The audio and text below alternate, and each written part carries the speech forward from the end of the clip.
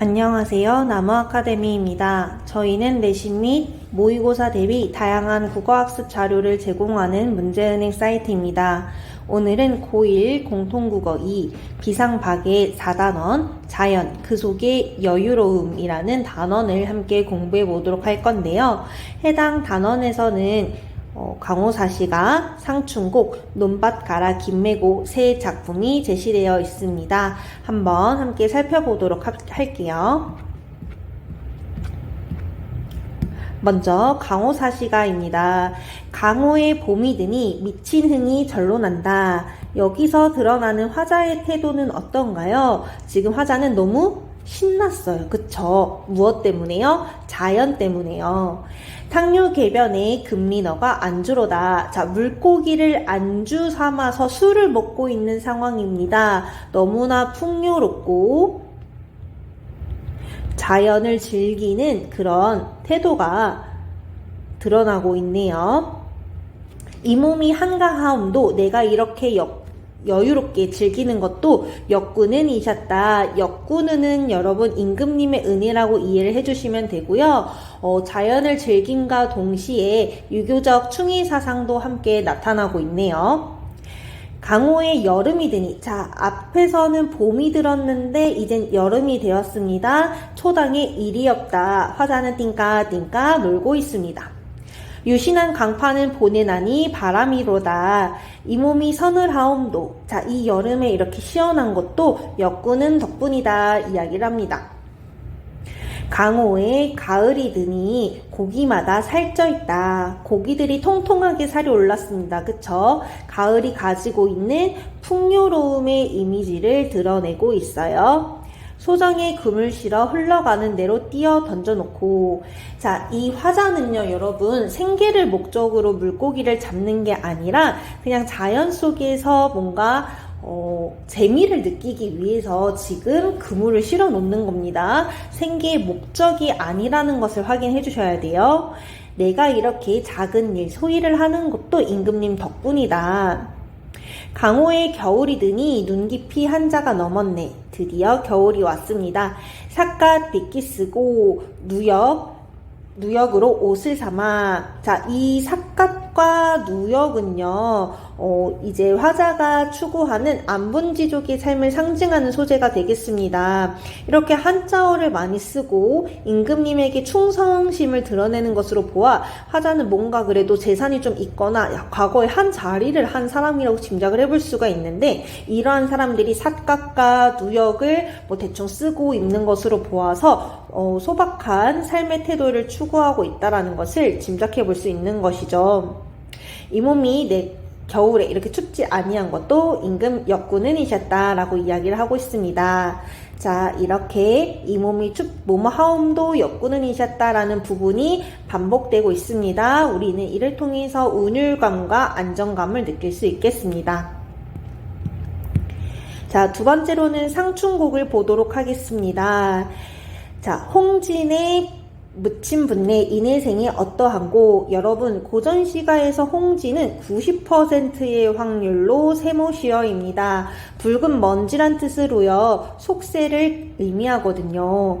보통 이러한 고전시가의 화자들은요, 자연을 이제 긍정적으로 그리고 있는 작품이 많다 보니 속세를 상징하는 이런 홍진 등의 시어는 부정적인 시어로 이해를 해주시는 것이 좋습니다. 홍진의 계신 분들, 내 생이 어떠합니까? 라고 물으면서 자신의 생활에 대한 자부심을 드러내고 있어요. 옛날 사람의 풍류에 미칩니까? 못 미칩니까? 라고 하면서 또다시 자부심을 드러내고 있고요. 천지간 남자 몸이 나만하니 하건만은, 자, 나처럼 태어난 사람이 많건만은 살림에 묻혀 있어 지락을 모를 건가. 수간목, 요것도 작은 집이거든요, 여러분. 이런 수간목도요, 안분지족하는 삶의 태도를 드러내는 시어가 되겠습니다. 수간목을 벽계수 앞에 두고, 자, 물 앞에 두고요. 송죽 우를리의 풍월 주인이 되어셔라. 자, 내가 자연의 주인이 되는 것 같대요. 엊그제 겨울 지나 새봄이 돌아오니. 상충곡에도 계절적 배경이 제시되어 있습니다. 도와 행화는 석양리에 피어 복숭아꽃과 살구꽃은 석양에 피어있고 녹양방초는 새우중에 푸르도다. 자, 푸른 벌들은 이런 가랑비에 푸른 빛을 띠고 있다라는 이야기입니다. 자, 이 부분에서 여러분 뭐뭐는 뭐뭐하고 뭐뭐는 뭐뭐다라는 비슷한 문장 구조를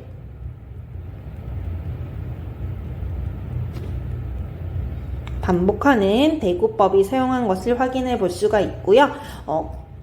칼로 말아낸가 붓으로 그려낸가. 자, 칼로 빚어냈냐 아니면은 붓으로 그려낸 것이냐, 그만큼 대단하다, 아름답다 라는 감탄을 드러내고 있어요. 조화신공, 조물주죠. 조물주, 이 세상을 만드신 조물주가 정말 실력이 대단하시다 이야기를 하는 겁니다. 수풀에 우는 새는요, 춘기, 이런 아름다운 봄의 기운을 못 이기고 소리마다 교태로우다 이러고 있습니다. 그런데 사실은 이 새가요, 화자 자신 아닌가요? 그쵸? 지금 화자도 봄을 너무나 즐기고 자연을 예찬하고 있기 때문에 이 수풀에 우는 새는 화자의 감정이입이자 화자와 동일한 감정을 가지고 있는 대상이라고 봐주시면 되겠습니다. 자, 논밭 가라 김매고 배잔방이 대님처 신들매고. 화자가 지금 농사일을 마치고 뭔가 온 매무새를 가다듬는 것 같아요. 낯가라 허리에 차고 도끼벼려 둘러매고 무림산중 들어가서 삭정이 마른 섭을 베고 잘라서 지게에 짊어 지팡이 받쳐놓고 샘을 찾아가서 점심도시락 비우고 곤방대를 톡톡 떨어 입담배 피워 물고 콧노래에 조울다가. 자, 일을 하고요. 자, 일을 이렇게 했어요. 그 다음에 샘 찾아가서 밥도 먹고요. 그 다음에 담배 피고 한숨 쉬었어요. 노동 후에 휴식하는 한가로운 모습이 제시되어 있습니다. 석양이 재 넘어갈지. 자, 이 부분은 시간의 흐름이 나타나는 부분이 되겠네요. 시간이 좀 흘렀을 때 어깨를 추스르며 긴 소리 짧은 소리 하며 어이 갈고 하노라 라고 마무리되고 있습니다. 자, 다른 사람이 어이 갈고 이렇게 말하는 부분을 지금 전달해주고 있는 거네요. 그쵸? 그렇다면 저희는 기출문제를 한번 풀어보도록 합시다. 네, 여러분 2번 문제를 함께 풀어보도록 하겠습니다. 2번 문제의 경우에는요, 강호 사시가를 바탕으로 풀이를 해주시면 되겠습니다. 화면 크기상 전문을 같이 보여드릴 수 없는 점 양해 부탁드리고요. 적절한 태도 골라주세요.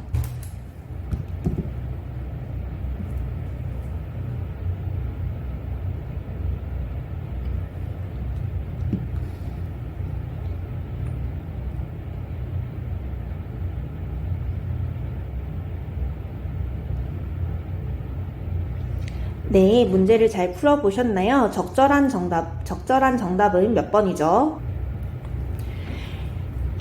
바로 3번이 되겠습니다. 자연 속에서 풍류를 즐기면서도 임금의 은혜를 잊지 않고 있다. 이것을 나타내는 시어가 바로 역군은이었습니다. 그쵸? 이것을 매 연마다 반복하면서 자신의 의미를 강조하고 있었어요.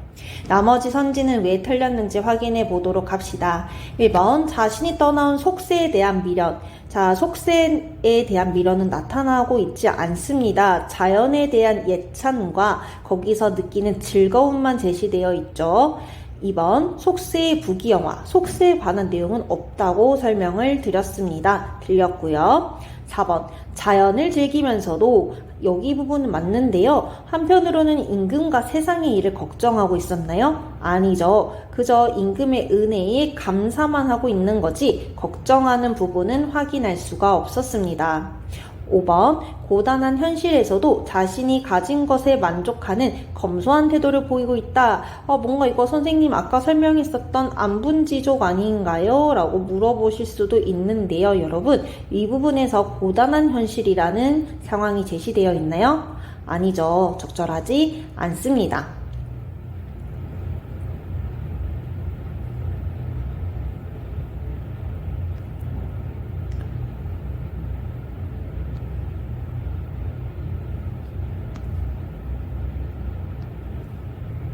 문제를 하나 더 풀어보도록 하겠습니다. 가와 나를 비교한 내용으로 적절하지 않은 것을 묻는 문제인데요. 여러분, 가는요, 강호 사시가이고요. 나는요, 상충곡입니다. 본인이 가지고 있는 교과서 지문을 바탕으로 문제를 풀어보시기 바랍니다.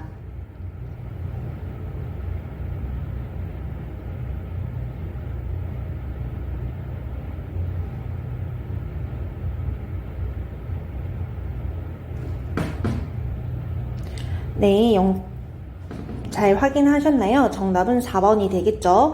역군응과 조화신공은 정치적인 이상을 실현하고자 하는 시적 화자의 바람이 아니라 역군응 같은 경우는 임금에 대한 은혜를 나타내는 감사함을 나타내는 거였고요. 조화신공은 어찌 그리 실력이 뛰어나십니까? 라고 하면서 자연을 예찬하기 위해서 쓰인 시어가 되겠습니다. 해당 단원에 대한 강의는 여기서 마무리하도록 하겠습니다. 더 많은 학습 자료는 저희 나무 아카데미를 확인해 주시기 바랍니다. 감사합니다.